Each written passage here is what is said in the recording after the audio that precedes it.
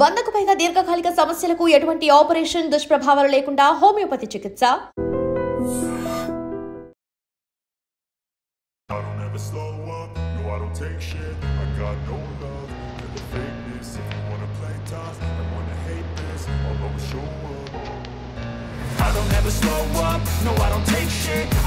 నమస్తే, welcome to iDream media. నేను మీ సంగీత. ఇప్పుడు చాలా కేసులలో చూస్తూ ఉంటారు మేడం, చాలా చెప్తూ ఉంటారు కోర్టులలో కూడా ఇది బిగామి కిందికి రావడం జరుగుతుంది అని చెప్పేసి అంటారు.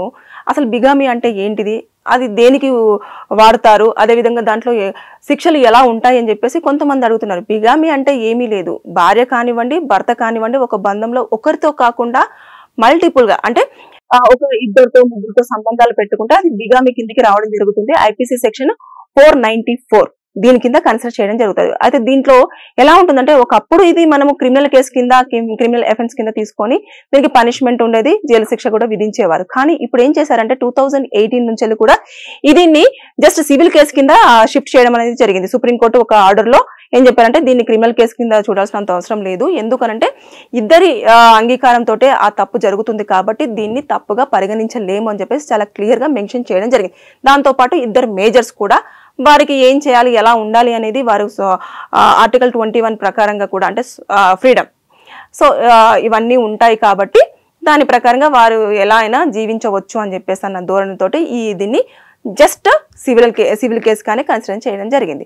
దాంతో ఇప్పుడు ఈ బిగామి అనే కేసుని మనం 494 కిందనే కన్సిడర్ చేస్తాము. అయితే కొత్తగా వచ్చిన చట్టంలో మాత్రము BNS 85 ప్రకారంగా కొన్ని అందులో నియమాలను పెట్టడం జరిగింది.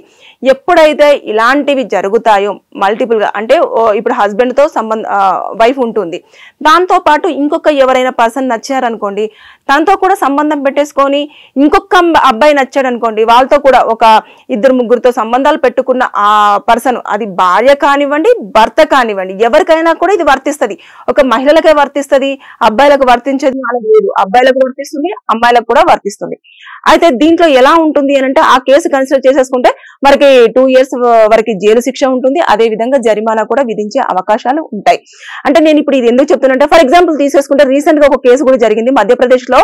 ఒక ఆవిడ ఏం చేసింది అని అంటే పెళ్లి చేసుకోవడం జరిగింది. పెళ్లి చేసుకున్న తర్వాత భర్తతో కాపురం చేస్తున్న టైంలో తనకు పెళ్లికి ముందే ఒక అబ్బాయి లవర్ ఉండేవాడు. లవర్ ఉన్న తర్వాత పెళ్ళైన తర్వాత మారుతారేమో అని చెప్పేసి అనుకున్నారు, కానీ అలా మారలేదు. అయితే గ్రామ పెద్దల మధ్యకి తీసుకొచ్చేసి నేను 15 రోజులు భర్తతోటి అదే విధంగా 15 రోజులు నా లవర్ తోని ఉంటాను, దానికి పర్మిషన్ కావాలి అని చెప్పేసి ఊరు పెద్దల్ని, తర్వాత కుటుంబ సభ్యులు ఎవరైతే ఉంటారో అదే విధంగా భర్త ఎవరైతే ఉంటారో వాళ్ళను అంగీకారం కోరుతూ వీరిద్దరు కూడా వారి మధ్యలో నిల్చోవడం జరిగింది. వెంటనే అక్కడ ఉన్న పెద్దలు కానివ్వండి భర్త కానివ్వండి వీళ్ళందరూ కూడా ఇది చట్టానికి విరుద్ధము, అదే విధంగా అసలు సొసైటీ కూడా దీన్ని యాక్సెప్ట్ చేయలేదు, నాకు అంత పెద్ద హృదయం కూడా లేదు అని చెప్పేసి ఆ భర్త చెప్పడం జరిగింది. అదే విధంగా గ్రామ పెద్దలు కూడా ఏం చెప్పారు అంటే, ఒకవేళ కనుక మీ విషయంలో మేము దీనికి ఓకే అని చెప్పాము అంటే ఊరు వాళ్ళందరూ కూడా మమ్మల్ని బయటికి పంపించేస్తారు, ఇంకా అంతేకాకుండా ఇంకా ఎవరైతే అమ్మాయిలు ఉన్నారో అబ్బాయిలు ఉన్నారో కూడా మేము కూడా ఇలా నివసిస్తాము అని చెప్పేసి చెప్పడం జరుగుతుంది, కాబట్టి మేము దీనికి అంగీకరించము అని చెప్పేసి అందరూ తేల్చి చెప్పడం జరిగింది. అయితే హస్బెండ్ ఏం చేశాడంటే దీన్ని గ్రౌండ్ పాయింట్ గా తీసుకున్నాడు, తీసేసుకొని డివోర్స్ అనేది అప్లై చేసుకోవడం జరిగింది, అంతా ఓకే. అయితే ఈ హస్బెండ్ కి నిజంగా హ్యాండ్స్ ఆఫ్, 9 సార్లు ఆ అబ్బాయితో ఈ అమ్మాయి నాకు భర్త వద్దు అని చెప్పేసి వెళ్ళిపోయినా సరే ఆ అమ్మాయికి నచ్చ చెప్పి మరీ తీసుకొచ్చుకొని కాపురం చేయడం స్టార్ట్ చేశాడు. 9 సార్లు, 1 కాదు 2 కాదు, 9 సార్లు చేసినా కూడా మళ్ళీ ఆ అబ్బాయితోటే వచ్చేసి నేను 15 రోజులు అతనితో ఉంటాను, 15 రోజులు నీతో ఉంటాను అని భర్తకు చెప్పడంతో అతను ఇమీడియట్ గా ఇంకా వద్దులే నువ్వు ఆయనతోటే జీవనం సాగించేసేది, నాకు విడాకులు ఇస్తే సరిపోతుంది అని చెప్పేసి ఇమీడియట్ గా విడాకులకు అప్లై చేసుకోవడం జరిగింది. అంటే ఇలాంటివన్నీ కూడా మనం చూస్తూ ఉంటే రోజు రోజు ఒక కొత్త రిలేషన్షిప్స్ అనేది మనం చూస్తూ ఉన్నాం. అంటే చట్టాలలో ఎక్కువగా మనం ఏం చూస్తామంటే 498 ADVCలు, మెయింటెనెన్స్లు, తర్వాత మర్డర్ కేసులు లేదంటే రేప్ కేసులు, ఇలాంటివన్నీ ఎక్కువగా మనం పిటి కేసులు కానివ్వండి యాక్సిడెంట్ కేసులు కానివ్వండి ఇలాంటివి మనం చూస్తూ వచ్చేవాళ్ళం. కానీ రీసెంట్ గా ఏమవుతుందంటే కాన్స్టిట్యూషన్ లో ఉన్న ఏవైతే సెక్షన్స్ ఉంటాయో అవన్నిటిని బయటకు తీయవలసిన పరిస్థితి వస్తుంది. అంటే ఒక్కొక్క సెక్షన్ లో ఒక్కొక్కటి ఇమిడి ఉంటుంది అన్నట్టు. అంటే ఇప్పుడు మర్డర్ కేసుకు ఒకటి BNS 101, అదే విధంగా రేప్ కేసుకు ఒకటి, అంతేకాకుండా ఇలా కిడ్నాప్ కేసుకు ఒకటి, ఇలాంటివన్నీ ఉంటాయి. కాబట్టి ఆ కాన్స్టిట్యూషన్ అంతా బుక్స్ అంతా కూడా మనం తిరిగాల్సిన పరిస్థితి వస్తుంది, కొత్తగా చదువుకుంటున్నామేమో అనిపిస్తుంది. అంటే రిలేషన్షిప్స్ అట్లా వస్తున్నాయి. ఇది అసలు చాలా అందరికీ కూడా షాకింగ్ ఇచ్చే విషయము. ఇలాంటి వాటినే బిగామి అని చెప్పేసి అనే కేసుల కింద కన్సిడర్ చేయడం జరుగుతుంది. సో దీంట్లో మనకు సెక్షన్స్ ఉంటాయి. ఒకప్పుడు అడల్టరీని మనం ఏం చేసేవాళ్ళం అంటే క్రిమినల్ గా చూసేవాళ్ళం నేను చెప్పినట్టుగా.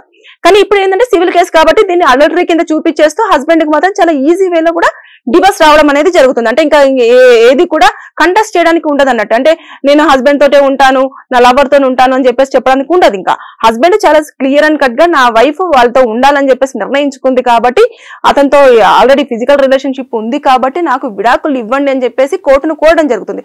కోర్టు కూడా దాని పరిగణలోకి తీసుకొని అతనికి విడాకులు అనేది శాంక్షన్ చేయడం అనేది జరుగుతుంది. అంటే ఇలా అన్ని రిలేషన్షిప్స్ మనం చూస్తూ ఉంటే ఎక్కువగా అన్ని కుటుంబ విలువలు అసలు ఉండట్లేదు. పెళ్లిళ్ళ మీద అసలు ఎవరికి కూడా ఒక పట్టు ఉండట్లేదు. అంటే నచ్చకపోతే ఇంకంతే, టైం ఇవ్వకపోతే అంతే, ఎమోషనల్ కనెక్ట్ అవ్వకపోతే అంతే. అలాంటప్పుడు పెళ్లిళ్ళు చేసుకోవడం ఎందుకు, తర్వాత ఇలా ఇబ్బందులు పడడం ఎందుకు? సో ముందుగానే పెళ్లి చేసుకునే ముందే ఆలోచిస్తే మంచిది. అంతేకాకుండా పెళ్లి అయిపోయిన తర్వాత ఇలాంటి సంబంధాలు పెట్టుకుంటే దాన్ని ఇంకొక రకంగా కూడా పిలవడం జరుగుతుంది. కాబట్టి అదే విధంగా కేసులలో కూడా ఇన్వాల్వ్ అవ్వడం జరుగుతుంది, శిక్షలు పడే అవకాశాలు ఉంటాయి. కాబట్టి తస్మాత్ జాగ్రత్త. ఏదైనా సరే మనం చేసే ముందు ఏదైనా చిన్న తప్పైనా సరే లేకపోతే పెద్ద తప్పైనా సరే మీకు ఒకవేళ ఇలా అనిపిస్తుంది లేదంటే ఇలా చెయ్యాలనిపిస్తుంది అన్నప్పుడు మీకు బాగా క్లోజెస్ట్ వాళ్ళకు ఒక్కసారి షేర్ చేయండి. వారు కనుక ఇది కరెక్ట్ అంటే అప్పుడు చేయండి, వాళ్ళు తప్పు అంటే ఆగిపోండి. అంటే కొన్ని సార్లు మన మైండ్ అనేది తప్పు వైపు ఎక్కువ లాగుతూ ఉంటుంది అన్నట్టు. అంటే ఇది బాగుంటది ఏదో అని చెప్పేసి దూరపు కొండలు నునుపు అంటారే, అలాగా ఉంటది. అంతే తప్పించి అక్కడ జరిగేది ఏముండదు. అనవసరంగా లాస్ట్ కు తిరిగి చూసేస్తే జైల్లో జీవితం గడపాల్సిన పరిస్థితి తప్పించి పెద్ద హ్యాపీగా మనం లైఫ్ అంతా వెళ్తుంది అని చెప్పేసి అనదు. మళ్ళీ జీవితం మళ్ళీ జైల్లో నుంచి బయటకు వచ్చిన తర్వాత అందరూ నిన్ను వేలెత్తి చూపించడం తప్పించి ఇంకా ఏమీ ఉండదు. సో లైఫ్ లో చాలా కోల్పోవాల్సి వస్తుంది. సో ఈ బిగామి కేసు అంటే ఏమీ లేదు. ఒకరితో కాకుండా ఒక ఇద్దరు ముగ్గురుతో రిలేషన్షిప్ పెట్టేసుకుంటే దాన్నే బిగామి అని పిలవడం జరుగుతుంది. సో మీరెవరైనా సరే ఈ వీడియో చూస్తున్న వారికి లీగల్ గా ఎలాంటి సమస్యలు ఉన్నా సరే కింద కామెంట్ రూపంలో తెలియచేయండి. నేను దానిపైన వీడియో చేసి మీకు పూర్తి ఇన్ఫర్మేషన్ అందించడానికి ప్రయత్నం చేస్తాను. Thank you. And don't forget to subscribe to iDream. And for more videos, please subscribe to iDream. Please subscribe to iDream. Please subscribe iDream. And please subscribe to iDream. For more videos, subscribe to iDream. please like, share and subscribe to the channel. Congratulations, iDream. Subscribe to iDream. Subscribe to iDream. So subscribe to iDream Media. iDream ki iDream team andarki huge congratulations. Please subscribe iDream Media. Please subscribe to iDream. Subscribe iDream. Please subscribe to iDream. iDream అంటే నా కళల channel subscribe చేసుకున్నారు, నోరు తిరుగుతలేదు. మీరైతే గంట గుర్తు కొట్టండి. For more such videos, please subscribe to iDream. Subscribe to iDream. Please subscribe to iDream. Please subscribe iDream Media. Please do subscribe to iDream. Please subscribe to iDream Media. For best entertainment and information, please subscribe iDream.